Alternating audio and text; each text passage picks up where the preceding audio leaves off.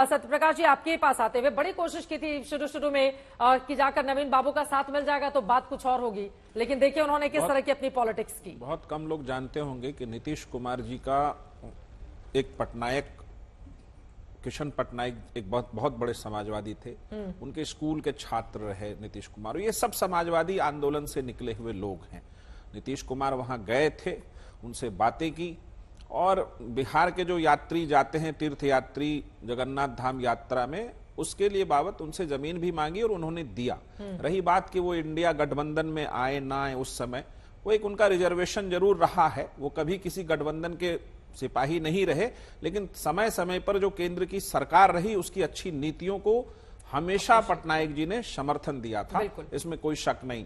जब हरिवंश बाबू बन रहे थे राज्यसभा के उपसभापति, उस समय भी उन्होंने आगे बढ़कर के उनको वोट कराया। तो उनकी एक स्थिति हमेशा संतुलित रही है राजनीति में, और उड़ीसा पे उनका ध्यान हमेशा केंद्रित रहा है। इतिहास बिल्कुल आशुतोष जी ने सही कहा कि नवीन पटनायक जी को, उनके पिता बिजू पटनायक जी को वहां के इतिहास और भारत की राजनीतिक चुनाव के इतिहास में हमेशा याद किया जाएगा। और खास करके उन्होंने उड़ीसा के लिए जो अपना योगदान दिया, उसके विकास में योगदान दिया, वो बहुत अमूल्य है, इसमें कोई शक नहीं है। लेकिन पिछले 5 सालों से जो स्थिति एक पांडेयन जी के कारण आई और उनकी उम्र बढ़ती जा रही थी, उन चीजों को लेकर के थोड़ी बातें हैं। लेकिन आज वो दिन नहीं है कि बीजू जनता दल के मुखिया और उड़ीसा के पूर्व उप मुख्यमंत्री नवीन पटनायक जी के बारे में कोई नकारात्मक बात की जाए, ऐसा बिल्कुल नहीं है। उनका अमूल्य योगदान है, सदैव याद रहेगा भारतीय राजनीति। यकीनन इस तरह के कद्दावर नेता बहुत कम मिलते हैं जब क्षेत्रीय राजनीति में उनका इस तरह का दबदबा हो, और दिल्ली की राजनीति भी उसी तरह से उनको प्रणाम करते हुए दिखाई दे। प्रियंका भारती जी ने, आशुतोष जी जो बातें कही, उन्होंने यहां पर द्रौपदी मुर्मू को लेकर कई तरह के सवाल खड़े किए गए कि संसद भवन में क्यों नहीं बुलाया गया ये वो। लेकिन हम सब जानते हैं कि जब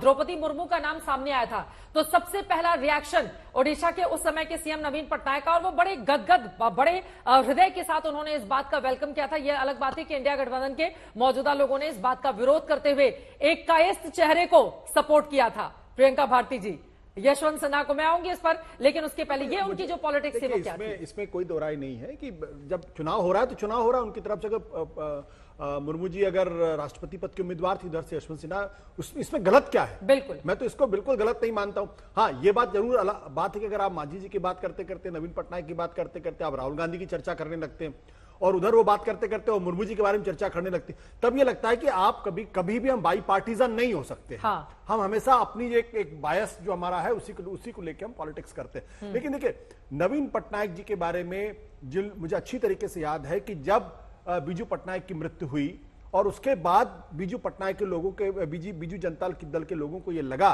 कि भाई क्या करेंगे आगे हम लोग। बिल्कुल, तब कुछ लोगों ने कहा कि नवीन पटनायक को हम बनाते हैं। तो नवीन पटनायक जी के बनाने के समय यह था कि तो पप्पू हैं, इनको तो हम कंट्रोल कर लेंगे। लेकिन जिन जिन लोगों ने उनको पप्पू समझने की कोशिश की, वो आज कहां है? बीजू जनता दल में उनका कोई अस्तित्व ही नहीं है। बिल्कुल। तो कभी कभी यह होता है कि एक आदमी जो बिल्कुल गैर राजनीतिक था, और जिनका मुझे नहीं लगता कि नवीन पटनायक को समाजवाद से कोई लेना देना, तो उनका समाजवाद से भी कोई लेना, तो आराम से न्यूयॉर्क में रहते थे, बढ़िया जिंदगी जी रहे थे, और राजनीति से कोई लेना देना नहीं था। लेकिन जो राजनीति उन्होंने सीखी, और एक बार आप बताओ 2009 में भारतीय जनता पार्टी और इनके बीच का गठबंधन था। चंदन मित्रा गए क्योंकि उनको एक खबर मिली थी कि भारतीय जनता पार्टी का गठबंधन बीजू जनता दल के साथ टूटने वाला है। तो वहां जब चंदन जी उनसे मिले तो चंदन जी ने कहा कि भाई एक आप मुझे 2 मिनट का मौका दे दीजिए, मैं लाल कृष्ण आडवाणी से बात करके उनको बता दूं कि हमारा गठबंधन टूट रहा है। तो नवीन पटनायक ने कहा now enough is enough, this is the end. तो उन्होंने चंदन मित्रा को लाल कृष्ण आडवाणी से बात करने का मौका भी नहीं दिया और बाहर निकल के प्रेस कॉन्फ्रेंस कर दी और कहा कि मेरा गठबंधन भारतीय जनता पार्टी से अलग। तो जो एक मैवरिक की तरीके जो पॉलिटिक्स वो करते थे, वो बिल्कुल अलग तरीके की पॉलिटिक्स थी। और मुझे लगता है कि जो उनकी अनप्रेडिक्टेबिलिटी थी, वो दिलीप रे कहां है, मैं तो आज खोजना चाहता हूं उनको। वो महापात्रा, अशोक महापात्रा कहां है, जिन्होंने सोचा था कि हम इनको लेके चलेंगे और पप्पू है, हम कंट्रोल करेंगे। तो नवीन पटनायक ने उन सारी उम्मीदों को, सारी आकांक्षाओं को, और सब लोगों को जिन्होंने अंडर एस्टिमेट किया था, उनको पूरी तरीके से धता बता के 25 साल रहना बहुत बड़ी बात अभी 77 वर्ष उनकी उम्र हो गई है, तो इसी के साथ एक युग का समापन माना जाए, या 5 सालों के बाद फायर की तरफ फिर से? उनकी तबीयत भी खराब है, इसमें कोई दो राय नहीं है। और 77 बाद अगर मान लीजिए 5 साल सरकार चलती है तो 83 हो जाएगी उम्र। तो मुझे लगता है कि अब बीजू जनता दल के अंदर से एक नई लीडरशिप सामने आनी चाहिए।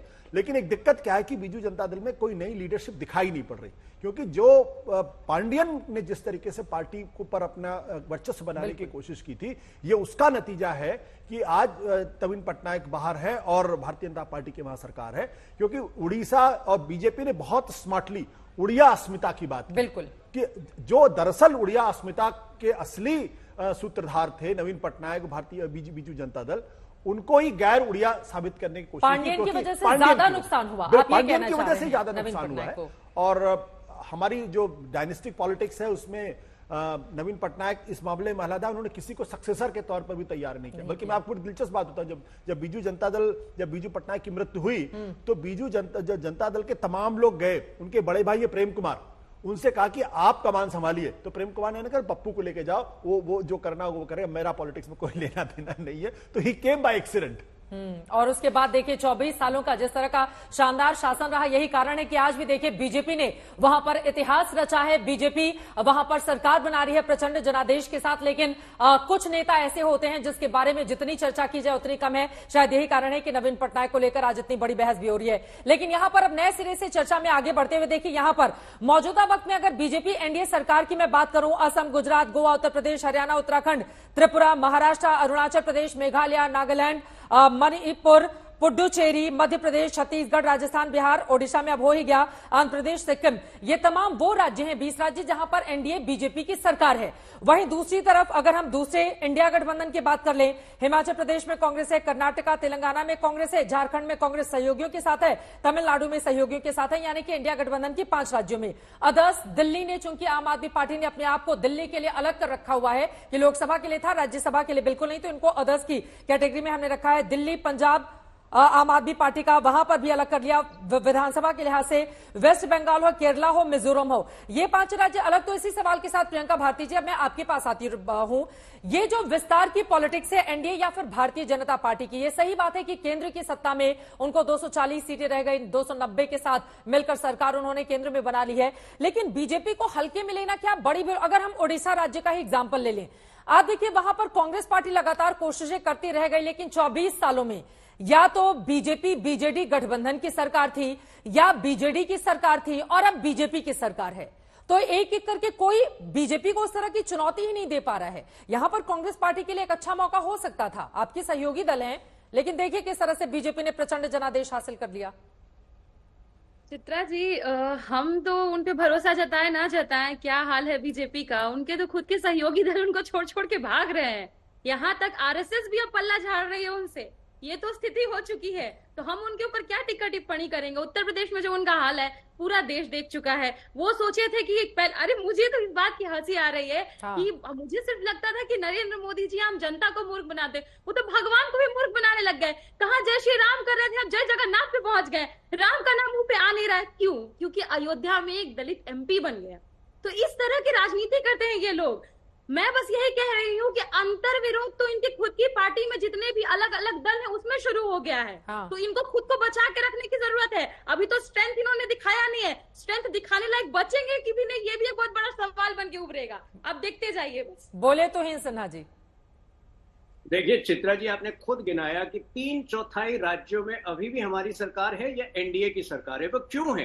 पिछले 8 दिन में, जब से ये काउंटिंग हुआ है वोटों का 4 जून, केवल 8 दिनों में हमने अपनी उद्देश्यपूर्ण कार्य पद्धति का परिचय दिया है। केंद्र में सारे मंत्रालय भी बट गए, काम भी शुरू, 2 बड़े निर्णय भी हो गए। किसान सम्मान निधि का एक किस्त भी अब रिलीज होने को है। जो 3 करोड़ घरों का हमने वो किया था, मैनिफेस्टो में इंक्लूड किया था, वो भी क्लियर हो गया। और 2 राज्य सरकारें आज बनी है, कल जो है अरुणाचल में बन जाएगा। ये लोग क्या कर रहे हैं पिछले 8 दिनों में? बहकी बातें कर रहे हैं। प्रियंका गांधी लड़ती मोदी जी के खिलाफ, तो मोदी जी, अरे प्रियंका गांधी को किसने रोका था? आप कहीं से भी लड़ सकती है। ये लोग क्या कह रहे हैं? अनैतिक सरकार है आपकी। अरे कैसे अनैतिक सरकार है? 293 नंबर जिसके पास है वो अनैतिक है। 240 में 240 एमपी जिसके पास है वो अनैतिक है। तो बहकी बातें टाइम पास पॉलिटिक्स से करते हैं। इसीलिए एक टर्म होता है अंग्रेजी में, law of averages. Law of averages जो है, कई बार जब आप कई बार जीत रहे होते हैं तो एक बार थोड़ा सा हल्का झटका लगता है, इस बार लगा है। ठीक है। लेकिन इसका कदापि ये अर्थ नहीं है कि विपक्ष का कमबैक है। बहुत जल्दी ये दोबारा जो है वही गिरने वाले हैं जहां ठीक है, पहले मेरे पास वक्त कम है। जयंतो घोषाल की एक टिप्पणी लेना चाहूंगी। जयंतो दा, लेकिन आज बड़ी दिलचस्प तस्वीर, क्योंकि जिस दिन छत्तीसगढ़, राजस्थान और मध्य प्रदेश में शपथ ग्रहण था, उस समय भी मैं एंकरिंग कर रही थी, देखा मैंने कि 5-5 मिनट के लिए प्रधानमंत्री जाते और उसके बाद मतलब बिल्कुल जाने के साथ ही तुरंत खटाक खटाक वहां पर शपथ ग्रहण हो जाता। लेकिन आज ओडिशा में एक अलग तस्वीर दिखाई, बिल्कुल विस्तार से यहां पर एक एक करके जितने मंत्री पद के लिए नेता थे वो मंच पर आते और उनको शपथ दिलाया जाता। ये जो अलग शपथ ग्रहण आज हुआ है बीजेपी के बाकी 3 राज्य जो हाल ही में वो जीते थे, ये क्या बतलाता है? पहली बार है इस वजह से ये स्थिति है वहां की? देखिए चित्रा जी, बीजेपी शुरू से बार बार कह रहे हैं, और मुझे बार बार याद आता है अमित शाह जी ने अध्यक्ष होने के बाद पार्टी ऑफिस में, अशोका रोड में उस समय पार्टी ऑफिस था, उन्होंने कहा था कि हमको अगर पैन इंडियन पार्टी बनना है तो ये जो हिंदी हार्टलैंड का जो परसेप्शन है कि BJP is a Hindi party, ये बीजेपी को इससे अगर आगे बढ़ना है तो बंगाल और उड़ीसा, नॉर्थ ईस्ट में असम में भी सफलता मिली है,